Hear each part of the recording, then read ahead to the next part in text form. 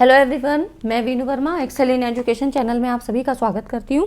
Friends, हम लोग तैयारी करते हैं यूजीसी नेट सेट के एग्ज़ाम की, जो जून 2024 में एग्ज़ाम होने वाला है। तो अभी हमारी जो सीरीज़ चल रही है वो मास्टर क्लास सीरीज़ है। इसमें हम टीचिंग एप्टीट्यूड और ऐसे ही 10 यूनिट को, जो पेपर 1 की हैं, सारी यूनिट्स को हम कवर कर रहे हैं और पूरी जो आपके टॉपिक वाइज आपकी सारी चीज़ें कवर करवाई जा रही हैं। तो आज की इस मास्टर क्लास सीरीज़ में टीचिंग एप्टीट्यूड का लेक्चर 2 है, जिसमें हम टीचिंग एप्टीट्यूड के लेवल्स ऑफ टीचिंग को यहाँ पर डिस्कस करेंगे। शिक्षण के स्तर, ठीक है, शिक्षण के स्तर में यहाँ से क्वेश्चन आपके ज़रूर बनते हैं और इसके कॉन्सेप्ट को समझना ज़रूरी होता है। तो यहाँ पर हम इसी की बात करेंगे, ठीक है। चैनल पे आप पहली बार आए हैं तो सब्सक्राइब कर लीजिएगा और साथ में टेलीग्राम चैनल को भी ज्वाइन कर लें, लिंक आपको डिस्क्रिप्शन में मिल जाता है। तो यहाँ पर देखते हैं लेवल्स ऑफ टीचिंग की अगर हम बात करें तो यहाँ पर देखिए, शिक्षण प्रक्रिया शिक्षक और छात्रों के बीच क्या है, एक अंतःक्रिया होती है और इसमें शिक्षण के 3 स्तर यहाँ पर बताए गए हैं, है ना। तो यहाँ पर देखिए, यहाँ लेवल्स ऑफ टीचिंग में शिक्षण के ये 3 स्तर हैं जो आपको दिख रहे होंगे। तो यहाँ देखिए, सबसे पहला है मेमोरी लेवल है, लीस्ट थॉटफुल होता है। यहाँ पर ये जो है मेमोरी लेवल का होता है और बहुत कम यहाँ पर विचारवान होता है, ठीक है।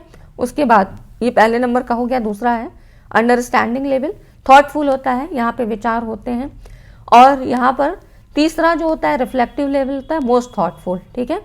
तो ये यहाँ पर ये जो टीचिंग लेवल डिसाइड किए गए हैं, शिक्षण के तीनों स्तरों को जो लर्नर होता है, इसके विचारशील व्यवहार की पार्टिसिपेंस कितनी है ना, पार्टिसिपेशन इसकी कितनी है, कितना वो मतलब यहाँ रिएक्ट करता है, कितना इन्वॉल्व होता है चीज़ों में, इसके आधार पर इनको अरेंज किया गया है, ठीक है।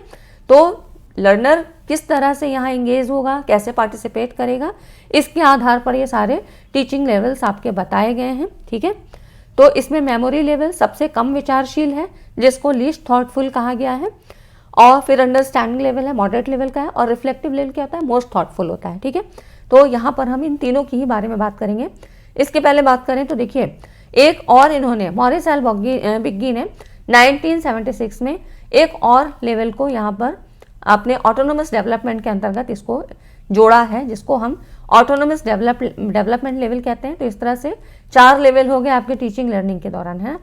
तो यहाँ देख लेते हैं, इसकी ये हिंदी की स्लाइड है। यहाँ पर देखिए, ऑटोनोमस डेवलपमेंट लेवल ये स्वायत्त विकास स्तर होता है, जो कि ऑटोनोमस विकास स्तर छात्र केंद्रित है ना। यहाँ पर ये जो है स्टूडेंट सेंटर्ड की बात करता है। इट इज़ लिटिल और नो लीडरशिप। यहाँ पर क्या होता है कि जो बिहेवियर होता है ये प्रमोट करता है सेल्फ फीलिंग के लिए, ठीक है। तो इसमें यहाँ पर किसी तरह का दबाव नहीं होता है, कोई भी विचार या व्यवहार उस पर ज़बरदस्ती नहीं की जा सकती है, ठीक है।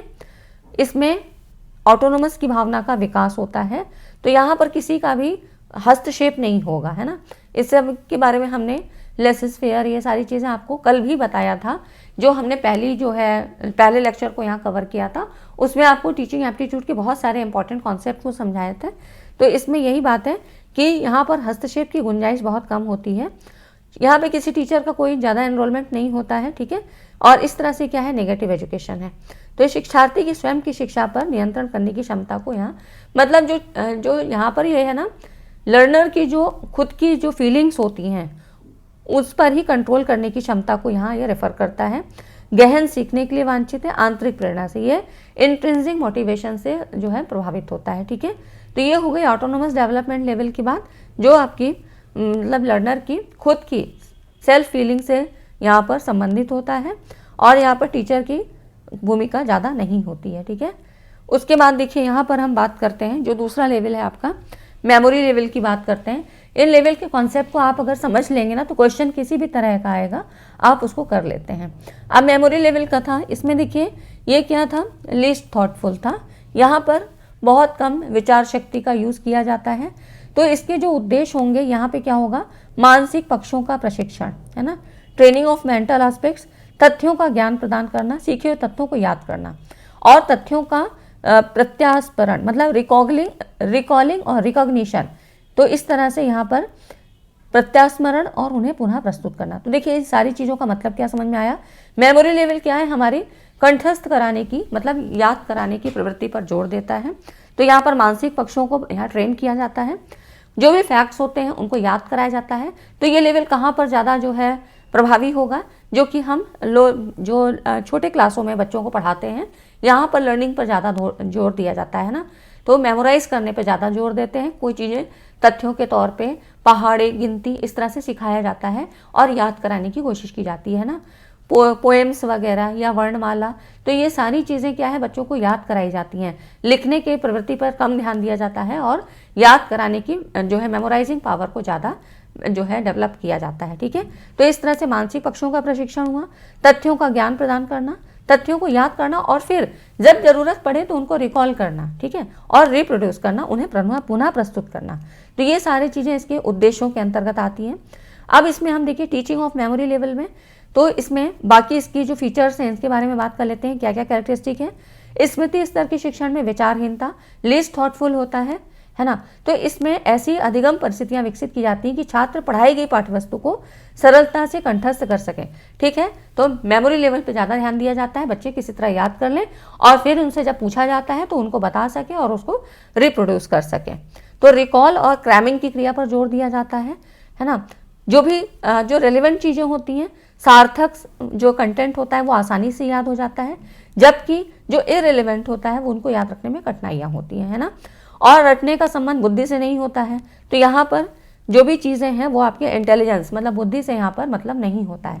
ठीक है, चीज़ों को याद कर लिया और अपने माइंड में स्टोर है ना, ये चीज़ें हो जाती हैं। यहाँ पर सोचने और तर्क करने के लिए भी कोई स्थान नहीं होता है, कोई आर्गुमेंट नहीं होता है, थिंकिंग मतलब यहाँ रीजनिंग लेवल का यहाँ पे विकास नहीं होता है। ठीक है, मेमोराइजिंग लेवल भी जो है यहाँ पर डेवलप होता है। तो इससे क्या होगा, जो टीचर है वही ज़्यादा प्रधानता दिखाएगा, छात्र निष्क्रिय रहते हैं और यांत्रिक ढंग से कक्षा कार्य चलता रहता है। तो कक्षा का वातावरण भी औपचारिक होता है, छात्रों को कोई भी जो मोटिवेशन है शिक्षक से नहीं मिलता है, क्योंकि टीचर जैसा चाह रहा है वो वैसा पढ़ा रहा है। टीचर मतलब याद कराने पे ज़्यादा उसका फोकस है कि बच्चे किसी तरह से लर्न करें। ठीक है, तो इसमें इस तरह के स्मृति स्तर के शिक्षण में संकेत अधिगम मतलब यहाँ पर सिग्नल लर्निंग की बात होती है, चेन लर्निंग की बात होती है, एसआर अनुक्रिया। मतलब अगर हम बात करें तो यहाँ पर देखिए स्टिमुलस रिस्पॉन्स थ्योरी पर यहाँ पर जो है स्मृति के माध्यम से उद्दीपक और अनुक्रिया के बीच संबंध स्थापित करने पर जोर दिया जाता है, जिसको स्टिमुलस रिस्पॉन्स थ्योरी कहते हैं। यहाँ पर कोई भी क्वेश्चन आंसर मेथड को यूज़ नहीं करते हैं। ठीक है, तो यहाँ पर इन चीज़ों को ध्यान रखिएगा, किस मेथड का कहाँ पे यूज़ करते हैं, ऐसे ही अप्लाई मोड पे आपके क्वेश्चन पूछे जाते हैं। ठीक है, तो मेमोरी लेवल को अगर हम बात करते हैं तो देखिए यहाँ पर मानसिक अनुशासन और मानसिक शक्तियों को सिखाते हुए मतलब स्मरण शक्ति के विकास पर ही पूरा फोकस किया जाता है। और जो यहाँ पर थॉर्नडाइक के संयोजनवाद का, जो थॉर्नडाइक की स्टिमुलस रिस्पॉन्स थ्योरी थी, तो उद्दीपन और अनुक्रिया के बीच संबंध पे जोर दिया जाता है। थ्योरी ऑफ कंडीशनिंग पर भी ध्यान दिया जाता है, उद्दीपक अनुक्रिया के बीच संबंध स्थापित करके यहाँ पर साहचर्य और संयोजन मतलब एसोसिएशन और जो आपका संयोजन बनता है इसको आदत के रूप में परिवर्तित हो जाना। जैसे कि कंडीशनिंग थ्योरी, कल भी हमने आपको बताया था कि पावलोव की क्लासिकल कंडीशनिंग, जब हमने ट्रेनिंग की बात की थी या कंडीशनिंग की बात भी वहाँ पर की थी, आपको जब कंटिन्यूम ऑफ जो है टीचिंग पढ़ाए थे, है ना, मोड ऑफ टीचिंग जिसको कह सकते हैं, तो 4 तरह के हमने पढ़े थे।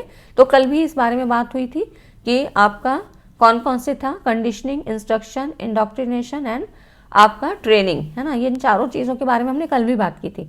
तो ये सारी चीज़ें एक दूसरे से लिंक है, इनको आपको समझना चाहिए। अगर उस वीडियो को नहीं देखा है तो देख लीजिएगा। ठीक है, मास्टर क्लास जो है लेक्चर 1 और आज का ये लेक्चर 2 है।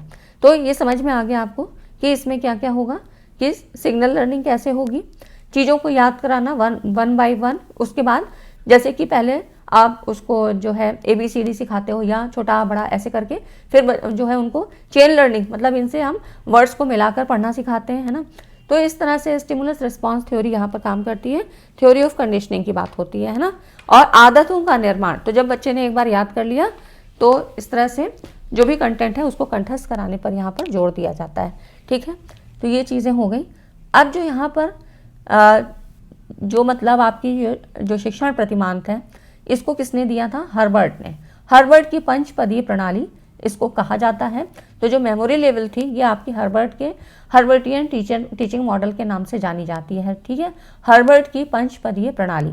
अब इसमें इन्होंने देखिए, इसमें इन्होंने कौन कौन से टर्म्स दिए थे ये आपको याद होने चाहिए, क्योंकि ऐसे ही पूछा जाता है कि किसको रिप्लेस करके, क्योंकि जब आगे अभी और पढ़ेंगे ना बोधात्मक स्तर में, ये तो मेमोरी लेवल की बात हो गई, जब अंडरस्टैंडिंग में पढ़ेंगे तो मॉरिसन का आएगा, उसके बाद फिर रिफ्लेक्टिव में हंट का लेवल, हंट का टीचिंग मॉडल आता है। तो ये आपको पता होना चाहिए कि किस में कौन सा स्टेप आएगा। जैसे कि इसमें इन्होंने बोला पहला जो स्टेप दिया था प्रस्तावना और तैयारी तथा उद्देश्य कथन, तो यहाँ पर प्रिपरेशन की बात होती है, उसके बाद प्रेजेंटेशन की बात है, प्रस्तुतिकरण, कंपैरिजन और एसोसिएशन की बात होती है, तुलना और संबंध निकालना, फिर ये सारी चीज़ें निकालने के बाद फिर सामान्यीकरण, कौन सा कंक्लूजन आएगा, जनरलाइजेशन कैसे करेंगे और इसको अप्लाई कैसे करेंगे।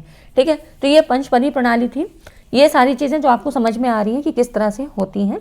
ठीक है, तो यहाँ पर अगर हम बात करें, इसको समराइज कर लेते हैं मेमोरी लेवल को, तो यहाँ पर देखिए विषय वस्तु के कंठस्थ करने, ज्ञान को संचित किया जाता है, आवश्यकता अनुसार पुनः प्रस्तुति करने के मतलब माध्यम पर जोर दिया जाता है, मतलब पुनः प्रस्तुतिकरण के जो है उस पर फोकस किया जाता है। ठीक है, स्मृति के माध्यम से मेमोरी लेवल में आपको यही करना है कि कैसे लर्नर्स को सिखाया जाता है और चीज़ें पहले कंठस्थ कराई जाती हैं, उस ज्ञान को संचित कराया जाता है और जब कभी उनसे पूछा जाता है तो वो उसको रिकॉल कर सके, है ना।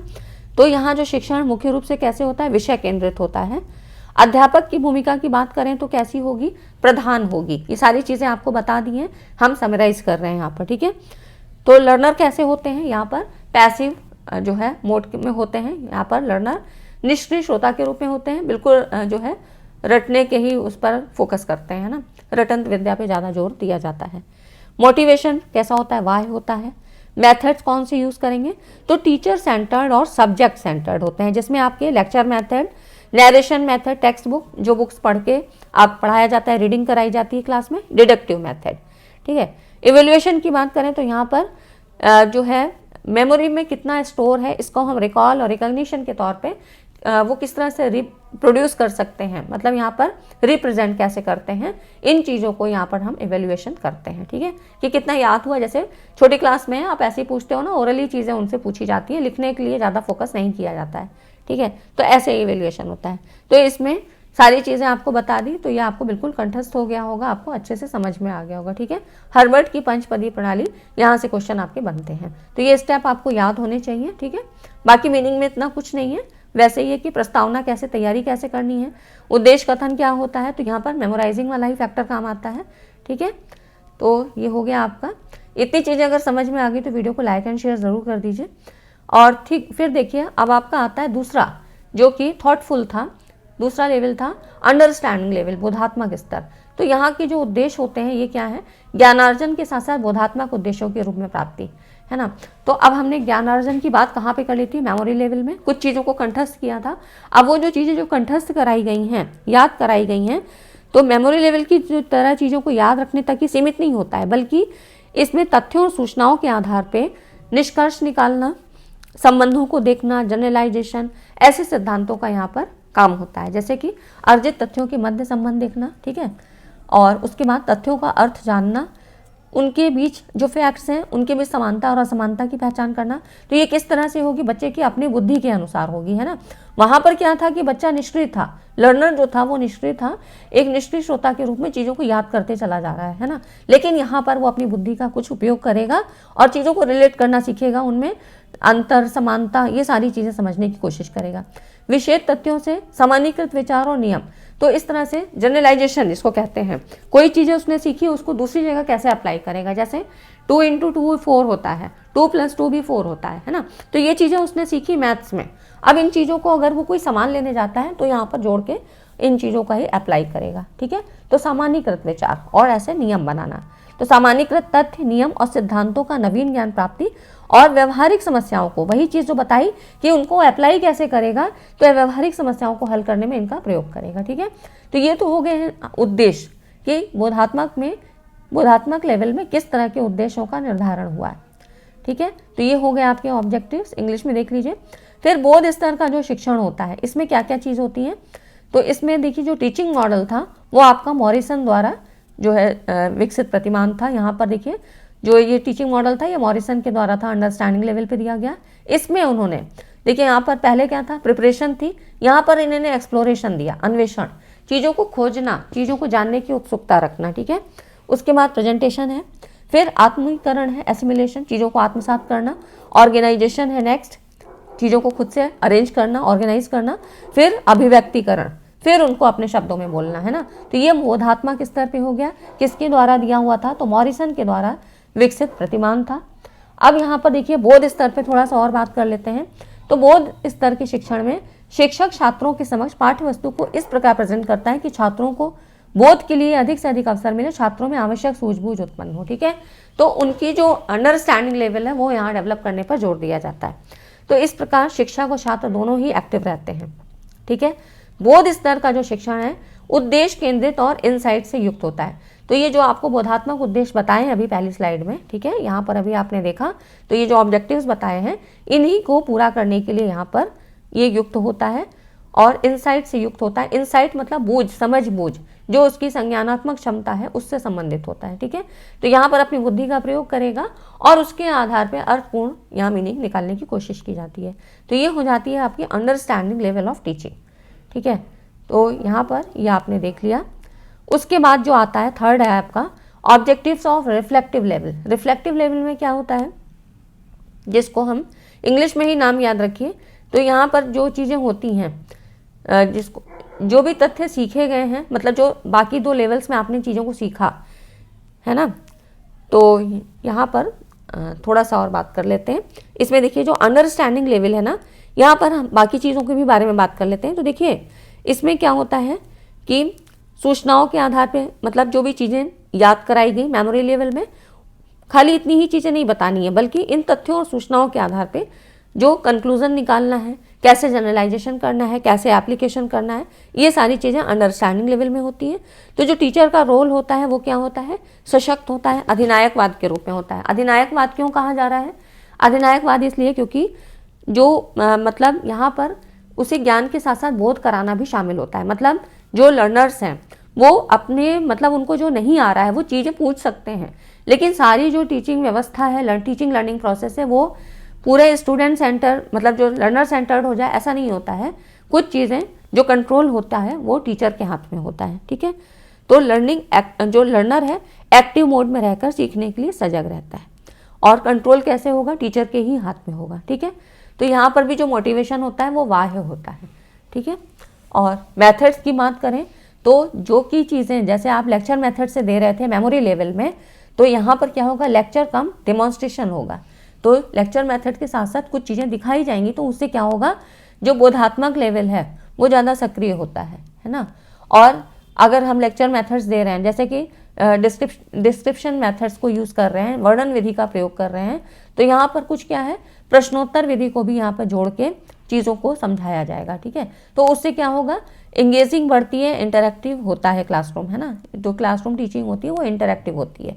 तो इस तरह से क्विजेस वगैरह की जाती हैं, जितना टॉपिक पढ़ाया उसी में से फिर प्रश्नोत्तर किए जाते हैं। तो उससे क्या होता है? उनकी जो बोधात्मक क्षमता है, सीखने समझने की, मीनिंगफुल विचार व्यक्त करने की, ये सारी क्षमताएं विकसित होती हैं, ठीक है। तो ये मेथड्स की बात हो गई, इसीलिए चीज़ें आपको बता रही हूँ, ये सारी चीज़ें आप नोट करते चलिए, है ना। इवेल्युएशन कैसे होगा? तो यहाँ पर जो मौखिक, लिखित और क्रियात्मक, ये सारी चीज़ें यहाँ पे परीक्षाओं के रूप में ली जाती हैं। मतलब अगर हमें किसी का मूल्यांकन करना है तो उसमें आपका मौखिक भी होगा, लिखित भी होगा, और साइकोमोटर मतलब क्रियात्मक चीज़ें करके भी जो है मतलब यहाँ पर टेस्ट लिया जाएगा, ठीक है। तो ये सारी चीज़ें हो गई। अब हम आते हैं रिफ्लेक्टिव लेवल में। रिफ्लेक्टिव लेवल जो थर्ड लेवल है आपका, इसमें ऑब्जेक्टिव्स क्या होते हैं? जो कुछ भी तथ्य और सामान्यीकृत सूझबूझ के रूप में पहले सीखा है, मतलब जो आपने जो दो लेवल सीख चुके हैं, मेमोरी और अंडरस्टैंडिंग, अब यहाँ पर रिफ्लेक्टिव लेवल यहाँ पर ज़्यादा डेवलप हो जाता है और उसे गहन अध्ययन, चिंतन और मनन के लिए प्रयोग कर सकते हैं, ठीक है। तो इस तरह से चिंतन और मनन के द्वारा, मतलब जो आपकी इनसाइट थ्योरी जितना सीखती है और समझने की क्षमता जो होती है, उसके द्वारा पूर्व अर्जित तथ्यों और सामान्यीकृत सूझबूझ में परिवर्तन लाना और नई जनरलाइज इंसाइट जो है अर्जित करना, मतलब नई सूझबूझ विकसित करना। जो भी चीज़ें सीखी हैं उनसे अपने आधार पे और चीज़ों को कैसे रिफ्लेक्ट कर सकते हैं, ये सारी चीज़ें, है ना। तो अपने प्रयत्नों से ज्ञान की खोज और समस्याओं का समाधान करने की योग्यता। तो यहाँ पर इतनी आपकी जो है मतलब कॉग्निशन जो है इतना डेवलप हो जाता है, जो संज्ञानात्मक क्षमता है इतनी डेवलप हो जाती है कि अगर समस्याओं आपके सामने दे दी जाती हैं तो समस्याओं का समाधान करने में लर्नर डेवलप जो है इतने मतलब जो है सक्षम हो जाते हैं, ठीक है। तो ये हो जाती है आपकी ऑब्जेक्टिव्स ऑफ रिफ्लेक्टिव लेवल। यहाँ पर रिफ्लेक्टिव लेवल ऑफ टीचिंग में, तो इसके जो यहाँ पर टीचिंग मॉडल दिया था ये थे हंट इस स्तर के मुख्य जो है प्रोपोनेंट थे, और ये स्तर शिक्षण का उच्चतम और सबसे व्यवहारिक है ना।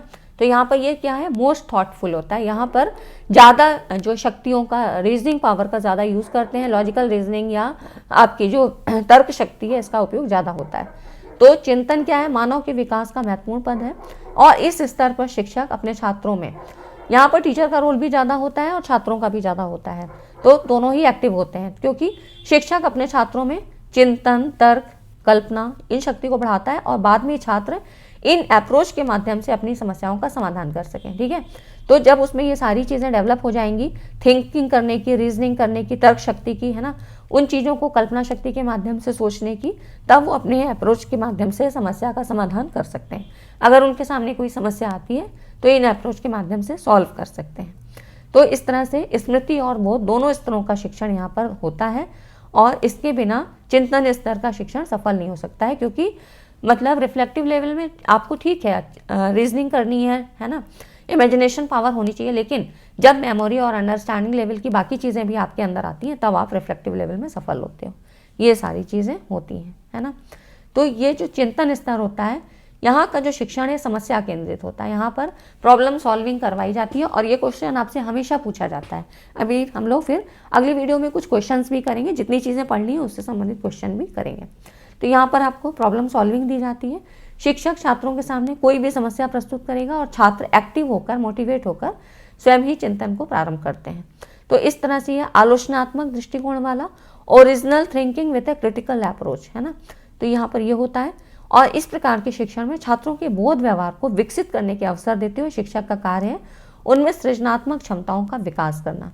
तो क्या क्या चीज़ें आपके सामने आई, एक तो समस्या केंद्रित हो गई, ऊपर से चिंतन मतलब रिफ्लेक्टिव थिंकिंग यहाँ पर होती है, और सृजनात्मक क्षमताओं का विकास करने की कोशिश होती है। ठीक है, तो इस तरह से विषय वस्तु की बात करें तो देखिए यहाँ पर दो तरह की विषय वस्तु हो सकती है। जो कंटेंट है वो आपका समस्यात्मक परिस्थिति, मतलब एक तो प्रॉब्लम रेजिंग, ठीक है, समस्यात्मक परिस्थिति उत्पन्न होना और समस्या सॉल्व करना। तो इस तरह से प्रॉब्लम रेजिंग और प्रॉब्लम सॉल्विंग दो तरह के कंटेंट आपके पास हो सकते हैं। ठीक है, जो कि लर्नर के सामने दिए जाएंगे। टीचर कैसा होगा, टीचर यहाँ पे अधिनायकवाद ना होकर जनतंत्रात्मक मतलब डेमोक्रेटिक होता है, क्योंकि वो छात्रों की सृजनात्मक क्षमता का विकास करने के लिए प्रयत्नशील है। लर्नर कैसे होंगे, लर्नर शिक्षण अधिगम प्रक्रिया के हर स्तर पे काफ़ी सक्रिय होता है, क्योंकि यहाँ पर रिफ्लेक्टिव थिंकिंग मतलब क्रिएटिविटी को यहाँ पर डेवलप करना होता है। ठीक है, तो यहाँ पर वो एक्टिव मोड पे होता है, टीचर भी एक्टिव मोड पे है और लर्नर भी एक्टिव मोड पे है। तो मतलब ये मोस्ट थॉटफुल क्योंकि यह लेवल है। ठीक है, मोटिवेशन क्या होगा, इंट्रिंसिक, यहाँ पर कोई भी बाहरी जो है ऐसा मतलब मोटिवेशन नहीं यहाँ पे दिया जा रहा है। लर्नर खुद से इतना मोटिवेट है, सेल्फ मोटिवेटेड है और सीखने के लिए प्रेरित है। ठीक है, मेथड्स जो होंगे वो यहाँ पर यूज होंगे, analytic method, discovery method, problem solving, assignment, project method. Project method में लर्निंग बाय डूइंग, है ना, कुछ करके सीखना, इन सारी चीज़ों पे फोकस किया जाता है। ठीक है, और इवेल्युएशन की बात करें तो यहाँ पर जो ऐसे टाइप में और ओपन एंडेड टाइप, जैसे कि जहाँ पर छात्र पूरी तरह से बाधित नहीं है कि इन्हीं मतलब 4 ऑप्शन में से ही मुझे आंसर देना है, वो अपने हिसाब से ओपन एंडेड मतलब अपनी जो उसकी क्षमता कहती है कि किस तरह का आंसर लिखा जाए, ऐसा लिखने के लिए वो स्वतंत्र होते हैं। तो इस तरह से ओपन एंडेड टाइप प्रश्नों का यूज़ किया जाता है उनका इवेल्यूएशन करने के लिए। ठीक है, तो ये सारी चीज़ें होती हैं आपकी रिफ्लेक्टिव लेवल में, और यहाँ से क्वेश्चन आपके बनते हैं, वो भी आपके जो अब इस तरह से क्वेश्चन बनते हैं वो एप्लीकेशन मोड पे पूछे जाते हैं। ठीक है, तो ये सारे कॉन्सेप्ट आपको समझना ज़रूरी है। इतनी चीज़ें समझ में आ गई तो वीडियो को लाइक एंड शेयर ज़रूर कर दीजिएगा। इस वीडियो में मैंने नहीं लिए थे क्वेश्चन, लेकिन अब आगे आपको क्वेश्चन दिए जाएंगे, ताकि फिर एक पूरी जितना भी पढ़ा है हमने वो सारे क्वेश्चन जो है आपके यहाँ पे सॉल्व करा दिए जाएँ, प्रीवियस ईयर क्वेश्चन। ठीक है, तो उससे आपको आइडिया मिलेगा और आपकी तैयारी एक अच्छी तरीके से होगी। PYQs भी हो जाएंगे, साथ साथ कॉन्सेप्ट भी क्लियर हो जाएगा। ठीक है फ्रेंड्स, तो वीडियो अच्छा लगा है तो वीडियो को लाइक एंड शेयर करके जाइएगा। मिलते हैं अगली वीडियो में इसी तरह इंपॉर्टेंट टॉपिक के साथ, और ये सीरीज आपकी ऐसे ही चलती रहेगी पेपर 1 और पेपर 2 एजुकेशन के लिए। ठीक है, तो चलिए मिलते हैं अगली वीडियो में। Thanks for watching this video.